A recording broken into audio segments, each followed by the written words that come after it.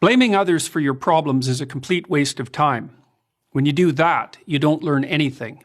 You can't grow and you can't mature. Thus, you can't make your life better. In my 3 decades as a professor and clinical psychologist, I've learned that there are 2 fundamental attitudes toward life and its sorrows. Those with the first attitude blame the world. Those with the second ask what they could do differently. Imagine a couple on the brink of divorce. They're hurt and angry. The unhappy, bitter husband recalls the terrible things his wife has done and the reasons he can no longer live with her. The harried and disillusioned wife, in turn, can describe all the ways her husband let her down. Each has a long list of necessary changes for the other person. Their prospects for reconciliation are grim. Why? Because other people aren't the problem. You're the problem. You can't change other people, but you can change yourself. But it's difficult. It takes courage to change, and it takes discipline. It's much easier and much more gratifying to your basest desires to blame someone else for your misery. Consider the youthful activist making a statement against the corrupt capitalist system by smashing in the storefront of a local business. What has he done other than to bring harm to people who have nothing to do with his real problems?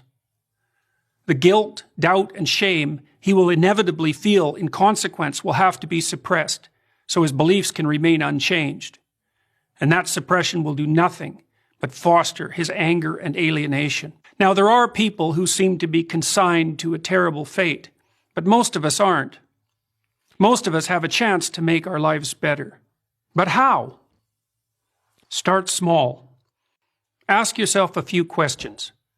Have you taken full advantage of the opportunities offered to you? Are you working to your fullest capacity at school or at work? Have you, in other words, set your own house in order? If the answer is no, try this. Stop doing what you know to be wrong. Stop today.